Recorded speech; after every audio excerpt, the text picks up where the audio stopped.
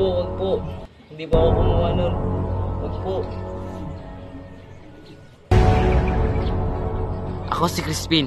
Ako ay 7 taong gulang. At mayroon akong nakakatandang kapatid na si Basilio.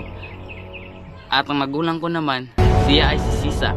Siya ay mabait at mahal na ina. Mahirap man kami, pero puno-puno kami sa pagmamahal na inay. Kami ni Kuya, ang sakristan sa parokya ng San Diego. Kami ay napag-atasang patunugin ng kampana, ngunit ako ay napagbintangan.